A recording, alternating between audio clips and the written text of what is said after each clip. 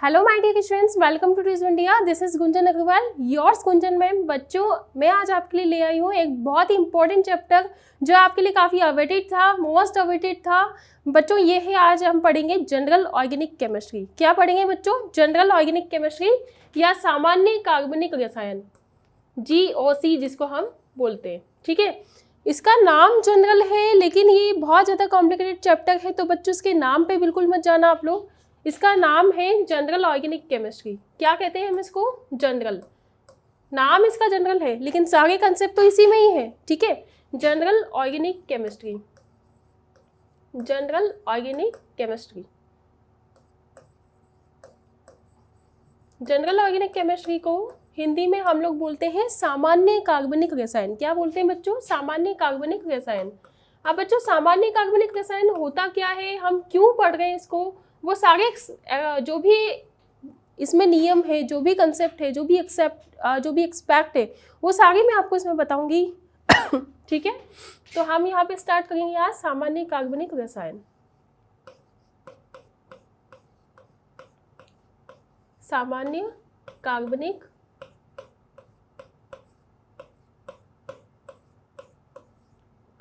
रसायन।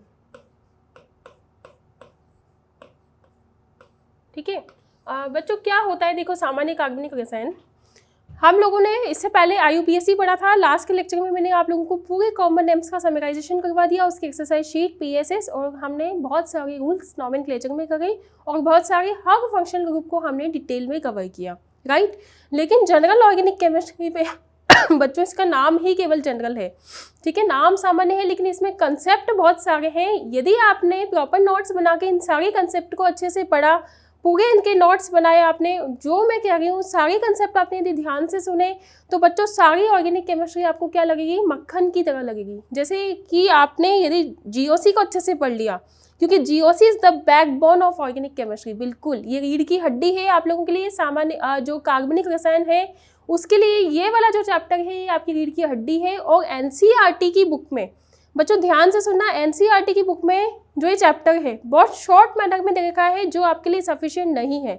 ठीक है, तो इसको हम पढ़ेंगे 0 लेवल से इनफाइनाइट लेवल तक मैं लेके जाऊंगी, और मेरा काम ही यही है बच्चों कि मैं आपको बिल्कुल बेसिक लेवल से पढ़ाऊँ। ठीक है, तो हम यहाँ पे जो GOC है उसमें पढ़ते हैं बहुत सारे इफेक्ट्स हम लोग पढ़ते हैं। ठीक है, बहुत सारे इलेक्ट्रॉन्स के जो स्थानांतरण प्रभाव हैं, जैसे कि आप लोगों ने पढ़ा होगा, कुछ इफेक्ट इसमें से स्थायी होते हैं, कुछ अस्थायी होते हैं, जिन्हें हम टेम्पररी और परमानेंट इफेक्ट्स बोलते हैं। ठीक है, उनमें से कुछ इफेक्ट कौन कौन से हो सकते हैं आप लोगों ने नाम भी सुना होगा। 11th 12th यदि आपने NCERT अच्छे से देखी है तो आपकी 11th क्लास की NCERT में जो ऑर्गेनिक केमिस्ट्री का फर्स्ट चैप्टर है, some basic concept of organic chemistry, उसमें आप लोगों को देखा है इंडक्टिव इफेक्ट, प्राणिक प्रभाव, मेसोमेरिक इफेक्ट और रेजोनेंस, जिसको हम बोलते हैं अनुनादी संरचनाएं। ठीक है, उसके बाद आता है इसमें हाइपर कंजुगेशन, जिसको हम बोलते हैं अति संयुग्मन, और फिर लास्ट में हम लोग पढ़ते हैं अम्लीय और क्षारीय सामर्थ्यता का क्रम पढ़ते हैं और इसकी स्टेबिलिटी के बारे में, मतलब स्थायित्वता हम किस तरह से करते हैं। तो इस तरह से हम लोग पूरा इलेक्ट्रॉन्स का गेम इसमें पढ़ते हैं। ठीक है, इलेक्ट्रॉन्स का, आवेश का, धनावेश का, ऋणावेश का, ठीक है, सारा गेम जितना भी है इसमें पूरा हम इसमें देखते हैं। उसी टॉपिक को कहा जाता है बच्चों जनरल ऑर्गेनिक केमिस्ट्री या सामान्य कार्बनिक रसायन। जनरल ऑर्गेनिक केमिस्ट्री को हम बेसिकली 2 पार्ट्स में पढ़ते हैं। कौन कौन से पार्ट्स में पढ़ेंगे? सबसे पहला इसमें जो पार्ट है उसको हम पढ़ेंगे इलेक्ट्रॉन डिस्प्लेसमेंट इफेक्ट, या जिसको हम कहते हैं इलेक्ट्रॉन विस्थानीकरण प्रभाव। ठीक है, क्या बोलते हैं उसको? शॉर्ट में आप बोल सकते हो उसको EDE। मैं यहाँ शॉर्ट में लिख देती हूँ, इलेक्ट्रॉनिक विस्थानीकरण प्रभाव या इलेक्ट्रॉनिक डिस्प्लेसमेंट इफेक्ट। ठीक है, और सेकेंडली हम इसमें पढ़ते हैं ये GOC का हम फर्स्ट पार्ट में इसको ये पढ़ेंगे। अब देखो, आपने देखा होगा कि इंसानों में काफ़ी इसमें जो लड़ाई चलती, किसकी चलती है? इलेक्ट्रॉन्स की चलती है। ठीक है, फॉर एग्जांपल मैं आप लोगों को वो भी दूंगी मैं आपको, ठीक है, डेली लाइफ का एग्जांपल दूंगी, लेकिन इसमें हम लोग क्या पढ़ेंगे इलेक्ट्रॉन डिस्प्लेसमेंट में, कि इलेक्ट्रॉन्स की लड़ाई चलती है। कभी कभी जो इलेक्ट्रॉन्स होता है उसका कभी कभी पार्शियली जो है लोकलाइजेशन होता है, कभी कंप्लीटली वो क्या हो जाते हैं? ट्रांसफर हो जाते हैं। तो ये दोनों इफेक्ट्स को हम लोग पढ़ते हैं इलेक्ट्रॉन डिस्प्लेसमेंट के अंदर। ठीक है, इलेक्ट्रॉन विस्थानीकरण के अंदर जो पार्शियली होते हैं, जो पार्शियली स्थानांतरित होते हैं, मतलब आंशिक स्थानांतरित होते हैं, वो पढ़ते हैं हम इंडक्टिव इफेक्ट या प्राणिक प्रभाव के अंदर। जिसमें इलेक्ट्रॉन्स अपनी तरफ खींचता है, ठीक है।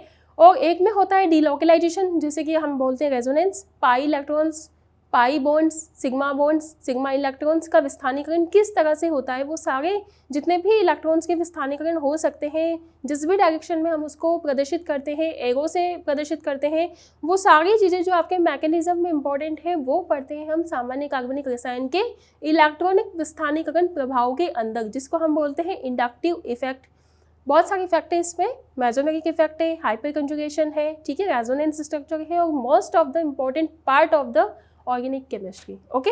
और सेकंड हम इसमें पढ़ते हैं बच्चों एसिडिटी और बेसिडिटी के टॉपिक्स, ठीक है। अम्लीय सामर्थ्यता, क्षारीय सामर्थ्यता किसे कहते हैं, तो यहाँ पे हम लोग पढ़ते हैं अम्लीय और क्षारीय सामर्थ्यता।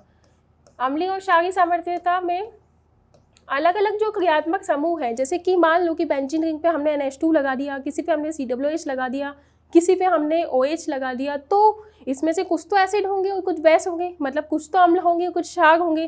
तो इनमें से कौन से अम्ल हैं, कौन से क्षार हैं, इनकी स्टेबिलिटी क्या होती है, इनका जो कम क्षारीयता का, ज़्यादा क्षारीयता का, या कम अम्लीयता का, ज़्यादा अम्लीयता का जो प्रभाव होता है, उसको हम लोग पढ़ते हैं अम्लीय और क्षारीय प्रभाव के अंदर। किसके अंदर पढ़ते हैं, एसिडिटी और बेसिसिटी इसको हम कहते हैं, या अम्लीय और क्षारीय सामर्थ्यता भी हम इसको कहते हैं, ठीक है, क्षारीय सामर्थ्यता या एसिडिक और बेसिक स्ट्रेंथ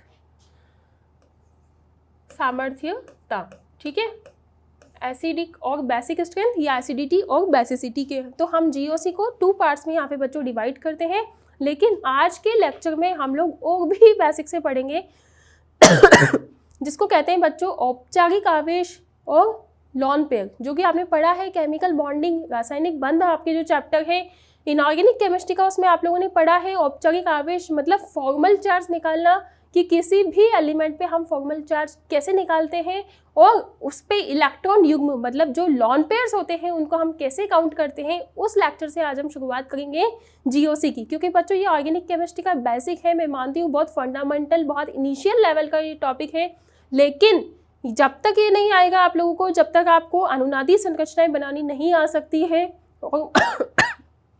मुझे आप लोगों से अनुनादी संरचनाएं बनवानी है, इसलिए मैं आप लोगों को सबसे पहले क्या सिखाऊंगी, फॉर्मल चार्ज हम लोग कैसे निकालते हैं, और लॉन पेयर जो इलेक्ट्रॉन पेयर्स होते हैं, ठीक है, इलेक्ट्रॉन युग्म होते हैं, उनको हम कैसे काउंट करते हैं किसी भी एलिमेंट पे, ठीक है, और जो एलिमेंट हमारे यूज होंगे उनका हम यहाँ पे उपयोग करेंगे, ठीक है, उन्हीं को हम लोग यहाँ पे पढ़ेंगे।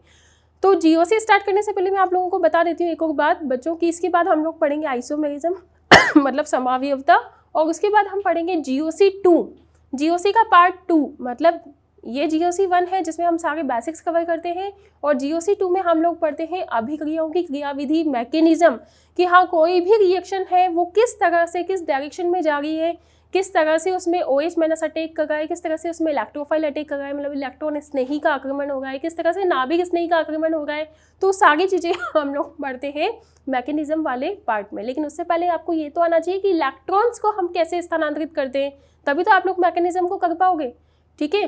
तो इसीलिए इस चैप्टर को कहते हैं backbone of the organic chemistry, रीढ़ की हड्डी होती है जो ऑर्गेनिक केमिस्ट्री की, ठीक है। ये तो हो गया GOC का इंट्रोडक्शन।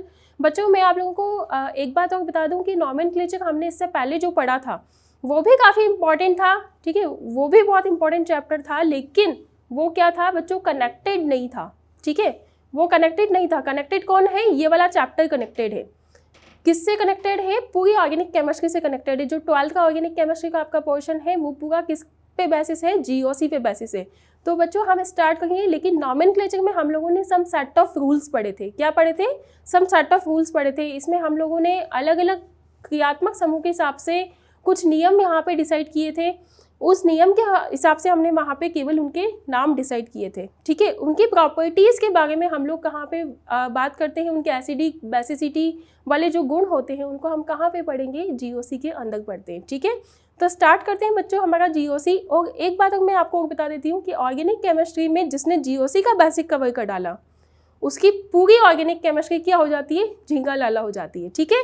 तो इसी मोटिवेशन के साथ बच्चों हम स्टार्ट करते हैं हमारा आज का बहुत इंटरेस्टिंग टॉपिक, जिसका नाम है औपचारिक आवेश, फॉर्मल चार्ज, या जिसको हम बोलते हैं लोन पेयर्स। क्या बोलेंगे, लोन पेयर्स, ओके। तो यहाँ पे हम लोग स्टार्ट करते हैं आज formal charge. Formal charge, formal charge या फिर इसको हम बोलते हैं औपचारिक आवेश।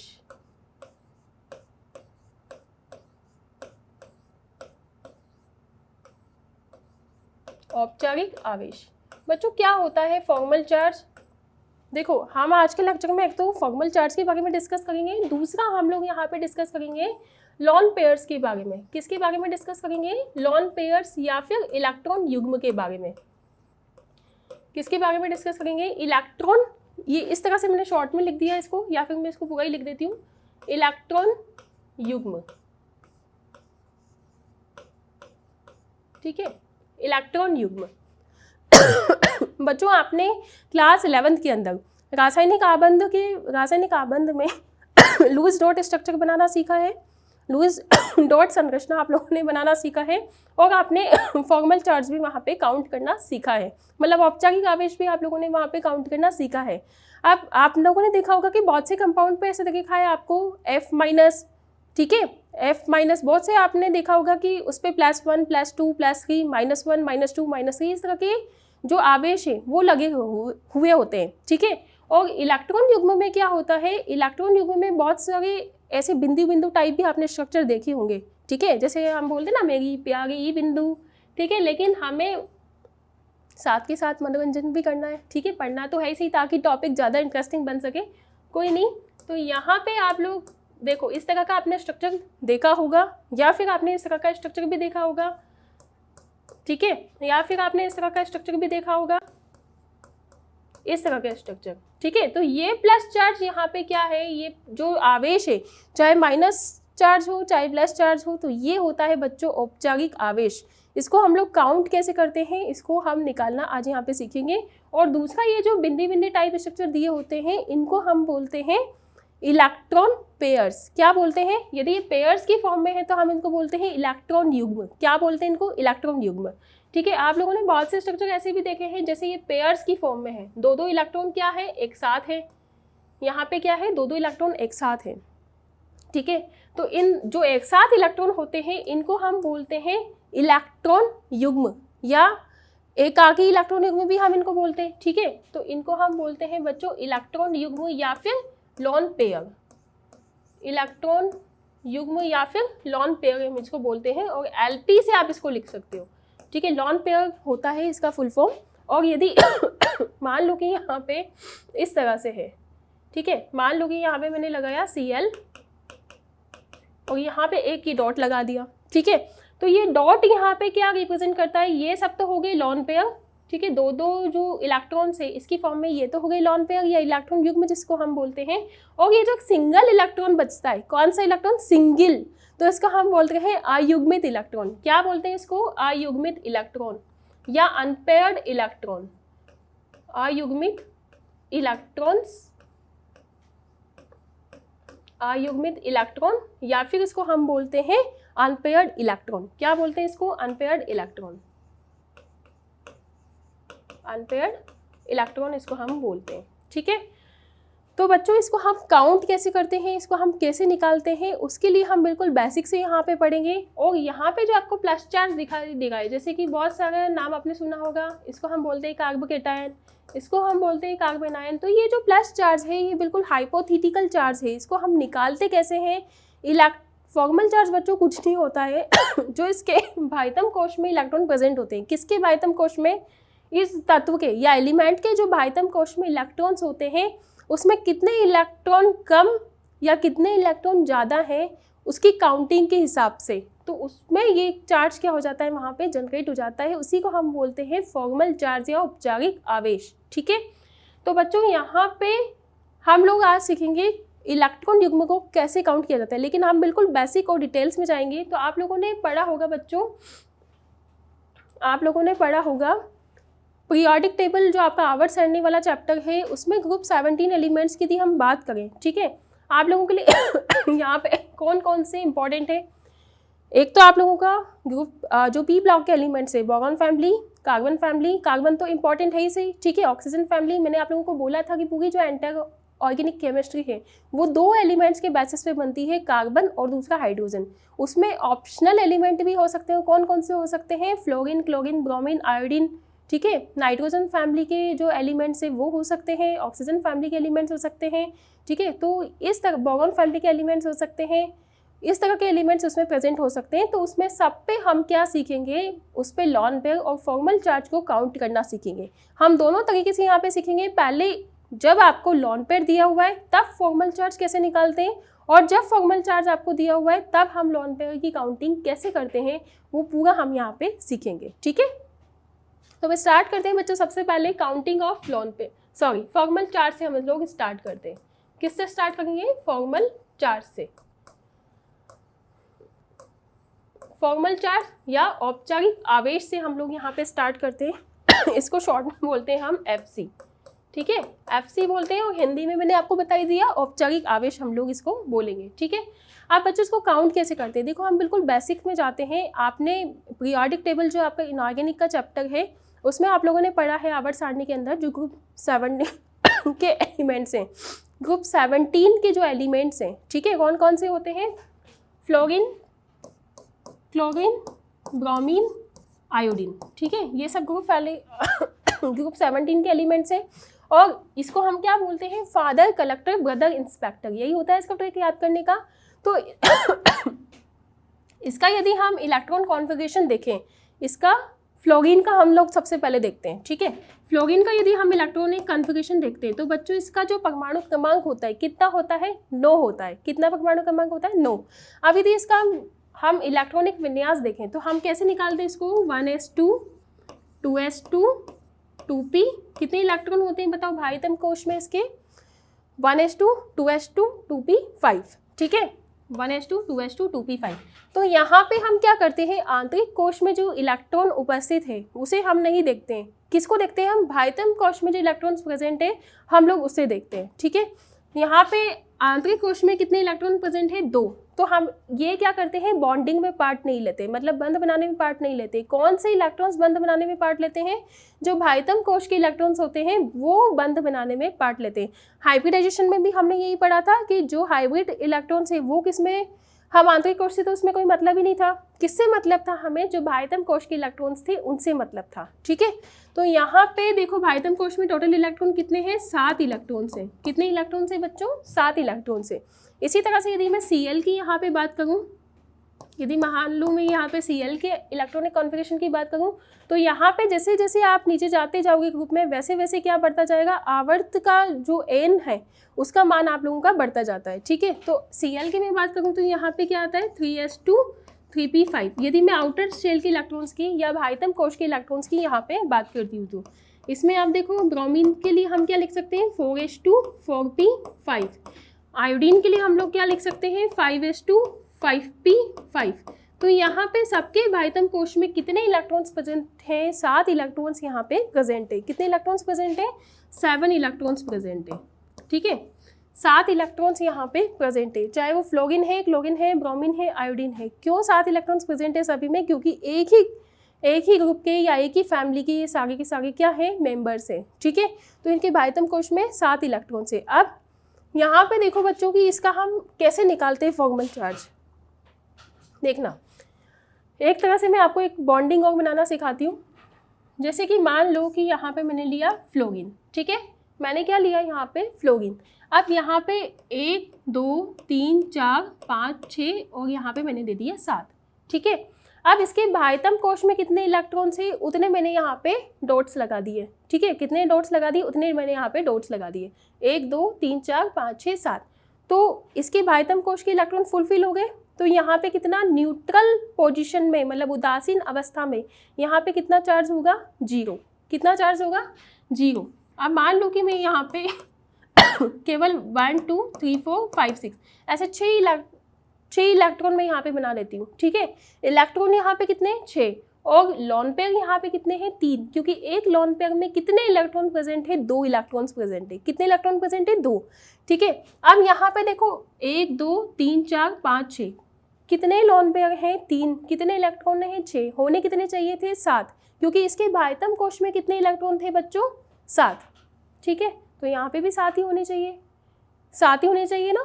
तो यहाँ पे बच्चों एक इलेक्ट्रॉन की कमी है, एक इलेक्ट्रॉन की कमी है, इस वजह से यहाँ पे क्या आ जाता है, प्लस चार्ज यहाँ पे आ जाएगा। ठीक है, कितना आ जाएगा, +1, क्योंकि एक ही इलेक्ट्रॉन कम है तो कितना आएगा, +1। ये देखिए मान लो यहाँ पे यदि एक इलेक्ट्रॉन कम है तो कितना आ जाएगा, प्लस चार्ज। ठीक है, यदि मान लो कि मैं यहाँ पे लिख देती हूँ 1 2 3 4 5 6 7 8। ठीक है, यहाँ पे कितने लोन पेयर है, एक lone pair, 2 lone pair, 3 lone pair, 4 lone pair, मतलब इलेक्ट्रॉन्स कितने हुए, 1 2 3 4 5 6 7 8। ठीक है, 4 लोन पेयर है, 8 इलेक्ट्रॉन हुए, क्योंकि एक लोन पेयर में कितने इलेक्ट्रॉन प्रेजेंट है, 2 लोन पेयर प्रेजेंट है। ठीक है, तो यहाँ पे बच्चों कितने होने चाहिए थे, 7 होने चाहिए, लेकिन यहाँ पे कितने हैं, 8 हैं। तो इस वजह से यहाँ पे जो फॉर्मल चार्ज है वो कितना आ जाएगा, -1। तो ये चार्ज ये इंडिकेट कर रहा है आपको बच्चों कि यहाँ पे कितने इलेक्ट्रॉन इसके बाह्यतम कोश से कम या ज़्यादा हैं, तो उसको ये क्या कहते हैं, फॉर्मल चार्ज या औपचारिक आवेश हम लोग बोलते हैं। ठीक है, न्यूट्रल अवस्था मतलब उदासीन अवस्था में टोटल 7 इलेक्ट्रॉन्स थे, क्योंकि इसके बाह्यतम कोश में 7 इलेक्ट्रॉन प्रेजेंट है, तो यहाँ पे हमने क्या औपचारिक आवेश दिया, 0। ठीक है, यदि मान लो कि यहाँ पे 1 2 3 4 5 6 इलेक्ट्रॉन है, लेकिन होने कितने चाहिए थे, 7, क्योंकि इसके बाह्यतम कोश में 2s2 2p3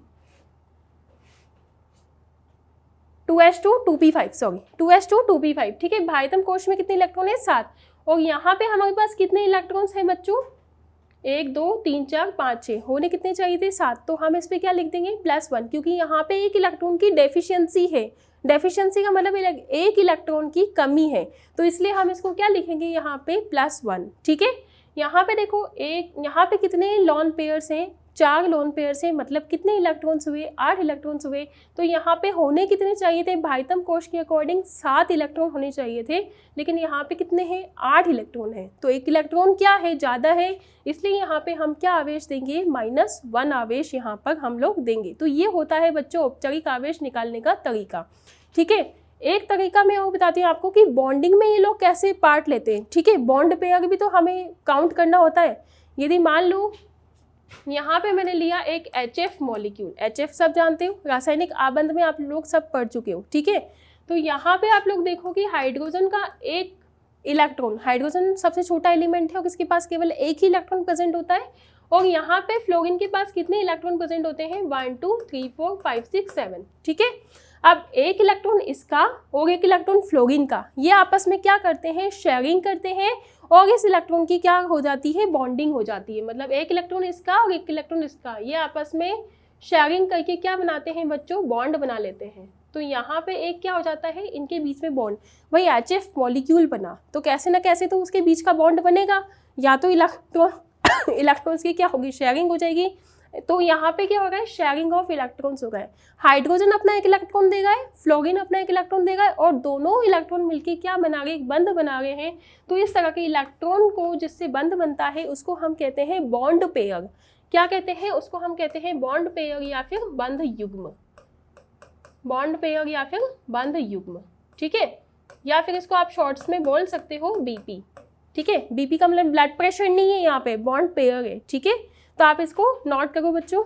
ओके बच्चों, तो यहाँ पे हम लोग इस तरह से क्या काउंट करते हैं, इसका बॉन्ड पेयर या बंध युग्म। ठीक है, तो इस तरह से अपन क्या कर सकते हैं इसमें, यदि मान लो कि हमें किसमें औपचारिक आवेश निकालना है, किसी आयन में, किसी उसमें एटम में, या किसी मॉलिक्यूल में, या किसी एलिमेंट में हमको औपचारिक आवेश निकालना है, तो हम उसमें क्या देखते हैं, बॉन्ड पेयर के इलेक्ट्रॉन या बंध युग्म के इलेक्ट्रॉन भी उसमें क्या करेंगे, हम लोग काउंट करेंगे।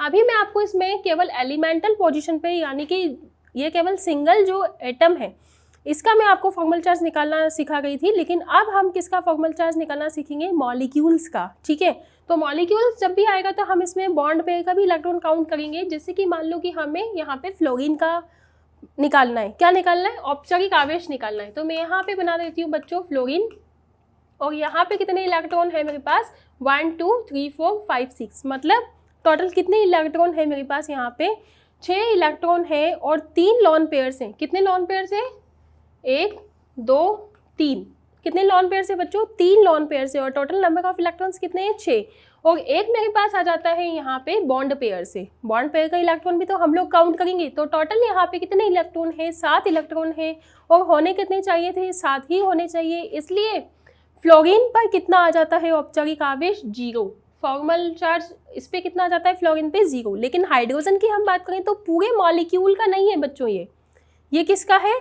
केवल फ्लोरीन का है। ठीक है, अलग अलग एलिमेंट का अलग अलग जो औपचारिक आवेश है वो भी अलग अलग काउंट होता है। ठीक है, जैसे कि मान लो कि मैंने यहाँ पे आपको दे दिया H2O, ठीक है, H2O। हालांकि हम इसमें हर फैमिली के एलिमेंट्स के हिसाब से यहाँ पे औपचारिक आवेश निकालना सीखेंगे। जैसे सबसे पहले हम लोगों ने ली हेलोजन फैमिली, देन उसके बाद हम लोग पढ़ेंगे ऑक्सीजन फैमिली, फिर हम लोग निकालना सीखेंगे नाइट्रोजन फैमिली, फिर उसके बाद हम सीखेंगे कार्बन फैमिली, फिर हम बच्चों लास्ट में निकालेंगे बोरॉन फैमिली का। ठीक है, तो इस तरह से यहाँ पे कितने आवेश, यहाँ पे कितने लॉन पेयर है, 2 लॉन पेयर है। कितने लॉन पेयर है, 2, मतलब टोटल कितने इलेक्ट्रॉन है, 4। ठीक है, और यहाँ पे कितने हैं बच्चों, यहाँ पे भी एक बॉन्ड पेयर से एक इलेक्ट्रॉन जाएगा, इसमें भी एक इलेक्ट्रॉन जाएगा, तो टोटल नंबर ऑफ इलेक्ट्रॉन्स कितने हुए, 1 2 3 4 5 6। ठीक है, अब इसके बाह्यतम कोश में कितने इलेक्ट्रॉन है, उस हिसाब से इसका क्या होता है, फॉर्मल चार्ज यहाँ पे डिसाइड होता है। ठीक है, तो बच्चों हम यहाँ पे करते हैं इसके एग्जाम्पल्स। देखो, सबसे पहले हम लोग निकालेंगे फ्लोरीन का, क्या निकालेंगे, इसका फॉर्मल चार्ज। ठीक है, एलिमेंटल पोजीशन में है। एलिमेंटल पोजीशन का मतलब होता है केवल सिंगल एटम है। ठीक है, एक ही एटम देखा है, यहाँ पे कोई मॉलिक्यूल नहीं है, किसी तरह का कोई बॉन्ड पेयर यहाँ पे प्रेजेंट नहीं है। तो हम यहाँ पे क्या करते हैं, इसकी इलेक्ट्रॉन्स को काउंट करेंगे, 1 2 3 4 5 6 7 8।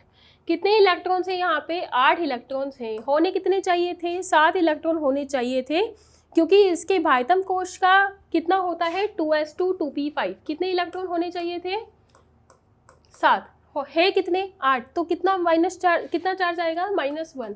तो इसका जो फॉर्मल चार्ज हुआ बच्चों वो क्या हुआ, -1 चार्ज हुआ। ठीक है, न्यूट्रल जो पोजीशन होती है, न्यूट्रल पोजीशन या उदासीन अवस्था जिसको हम बोलते हैं, उसमें तो हमेशा फॉर्मल चार्ज क्या रहता है, 0 ही रहता है। लेकिन जैसे ही इलेक्ट्रॉन्स की कमी या इलेक्ट्रॉन ज़्यादा हो जाते हैं तो उस समय इसका जो फॉर्मल चार्ज है वो भी कम और ज़्यादा हो जाता है। ठीक है, यहाँ पे आप लोग देखो Cl का यदि हम फॉर्मल चार्ज निकालें तो क्या होगा, देखो बॉन्ड पेयर कितने हैं यहाँ पे, 1 2 3 4 5 6 7।